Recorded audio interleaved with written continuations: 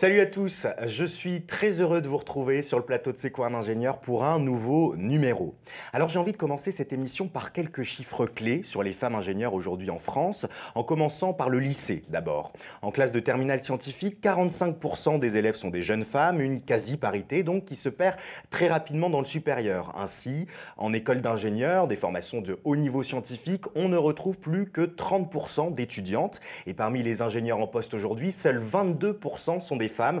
Alors dans cette émission, nous allons vous démontrer que les femmes ont leur place dans des carrières scientifiques de haut niveau. Et pour en parler, je reçois Aline Aubertin, directrice des achats chez General Electric Healthcare, mais également présidente de l'association Femmes Ingénieurs. Bonjour Aline Aubertin. Bonjour. Merci beaucoup d'être venue sur le plateau de C'est quoi un ingénieur et d'accepter de répondre à nos questions. Alors avec vous, on va essayer d'en savoir un peu plus sur ce qu'est une ingénieure et ce que peut être le quotidien d'une ingénieure. Et on va commencer par revenir sur votre formation. Quand vous étiez au lycée, qu'est-ce qui vous a poussé à rejoindre une école d'ingénieur? Vous êtes diplômé de CPE Lyon. Qu'est-ce qui vous a poussé dans cette voie? Presque un petit peu le hasard, en fait, comme beaucoup de filles ingénieures, ou comme beaucoup d'étudiants, d'ailleurs tout court, comme beaucoup de lycéens. C'est pas toujours facile de trouver sa voie. Moi, j'avais un profil très équilibré. J'étais moyenne à peu près dans toutes les matières. Et finalement, j'y réfléchissais en venant. Je pourrais presque dire qu'au bac, j'ai eu des meilleures notes dans les matières littéraires que dans les matières scientifiques. Alors, c'est paradoxal. Et donc, pour faire court, je me suis trouvée en avançant, en faisant mes premiers stages dans l'entreprise, en allant au... Et ça, quand j'ai démarré mes études, bien sûr. Et j'avais un vrai goût pour le monde scientifique. Et finalement, quand j'ai enfin compris que la clé pour travailler dans un environnement technique et scientifique, c'était d'avoir la formation adéquate et qu'ensuite on pouvait faire un peu n'importe quel métier, j'ai trouvé ma voie. Alors votre voie, vous l'avez trouvée à CPE Lyon, je le disais, c'est une école d'ingénieurs plutôt spécialisée en chimie. Qu'est-ce que vous retenez de ces années d'études que vous avez passées là-bas ? Alors, dans une école d'ingénieurs, finalement, on acquiert évidemment des compétences techniques, mais au-delà de ça, elles sont toujours à visée très applicative et à visée très concrète. Je connais bien aussi le monde universitaire, ça a beaucoup changé depuis, mais c'était à mon époque ce qui distinguait le monde universitaire du monde de l'ingénieur. Chez l'ingénieur, on est très orienté sur l'application numérique, pour utiliser un langage qu'on connaît bien quand on est en école. Et je me souviens de mon prof de génie chimique qui disait: si l'application numérique est fausse, je compte 0 à l'exercice, parce que quand vous aurez fait exploser l'usine, vous ne direz pas à votre patron que vous vous êtes trompé dans l'application numérique. Donc voilà, c'est une première chose qu'on apprend. Et puis ensuite, on apprend des choses qui sont communes à toutes les écoles d'ingénieurs et qui sont liées au fait qu'on est tous formés par des ingénieurs-chercheurs.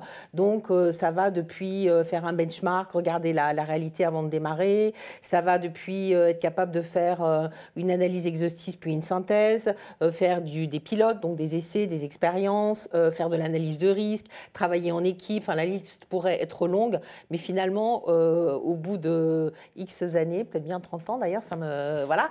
Ce qui reste de ma formation de départ, c'est plus tant la formation technique, mais c'est les compétences, la capacité à apprendre et une conformation d'esprit. Alors, après votre diplôme d'ingénieur plutôt en chimie, vous vous êtes orienté sur un poste d'ingénieur vente. C'est quoi une ingénieure vente? Parce que ça sonne un petit peu commercial, et pour une ingénieure, on se dit, tiens, travailler dans les ventes, c'est pas très technique ça.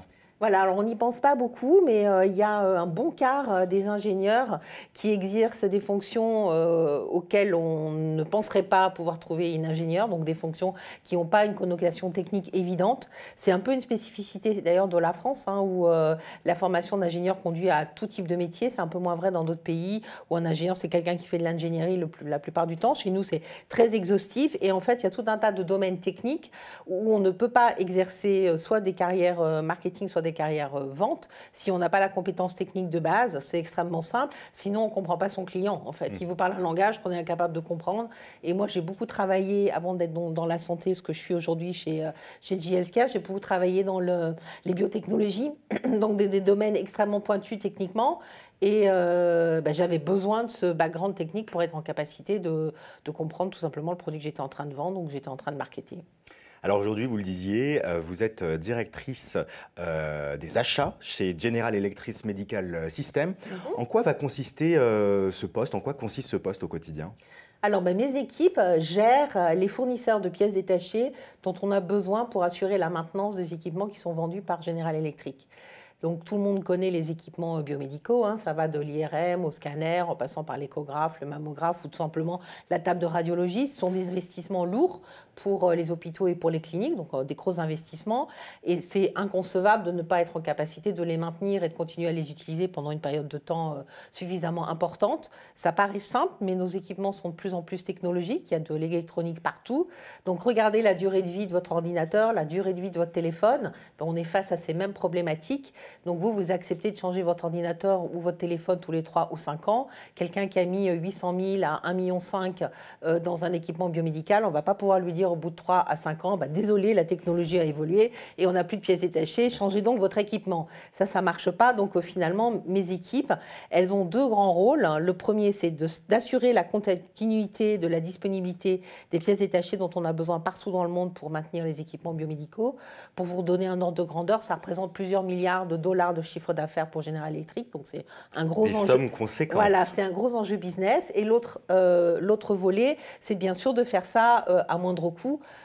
C'est-à-dire surtout à un coût acceptable pour les hôpitaux qui ont à payer cette maintenance, pour faire très court. Alors très concrètement, très rapidement, au quotidien, ça ressemble à quoi votre métier? Est-ce que vous voyagez beaucoup de réunions aussi, j'imagine? Alors je voyage finalement de moins en moins parce qu'on est à l'ère des nouvelles technologies, donc on fait beaucoup de téléconférences, beaucoup de vidéoconférences, on est beaucoup sur Skype, donc il y a beaucoup de choses qu'on peut faire finalement sans se déplacer, puis on fait venir nos fournisseurs plutôt que d'aller les voir, ça nous coûte moins cher. Et oui, je me déplace un peu quand même, bien sûr. Donc concrètement, mes matinées, elles sont consacrées à la lecture des mails qui sont arrivés pendant la nuit, puisque j'ai un poste global, donc un poste mondial.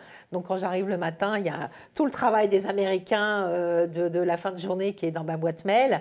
C'est des moments aussi où j'ai quand même un peu plus de temps pour me concentrer, parce que justement, je suis très tournée vers les États-Unis, donc ils dorment encore, donc j'ai un peu de respiration. J'en profite aussi pour caser tout le travail donc de réflexion, tout le travail de réflexion stratégique, toutes les réunions avec l'Asie et avec l'Europe. Donc planification le matin et l'après-midi. Et l'après-midi, il est souvent passé avec devant mon ordinateur le casque sur les oreilles depuis 13 heures, parce que les Américains commencent à travailler à 6 heures du matin jusqu'à pratiquement 20 heures.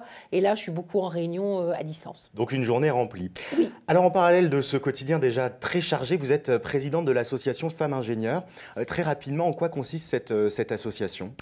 Alors cette association, elle a deux grands objectifs. Le premier, c'est de faire la promotion des métiers d'ingénieur auprès des filles dans le monde de l'éducation. Et on fait, pour donner un ordre d'idée, à peu près une intervention par jour en milieu scolaire. Et le deuxième objectif, c'est faire la promotion des ingénieurs dans le monde du travail et dans les conseils d'administration. Donc promouvoir cette filière, Oui. j'imagine beaucoup de temps. Quel message vous auriez justement envie de transmettre à des jeunes femmes qui n'osent peut-être pas se lancer dans ces carrières scientifiques? Quel message vous avez envie de leur passer? J'aurais envie de leur dire d'oser, de bien se renseigner sur tout l'éventail des possibilités des métiers. Dans une entreprise comme la mienne, chez JLSK, il y a des ingénieurs à tous les postes.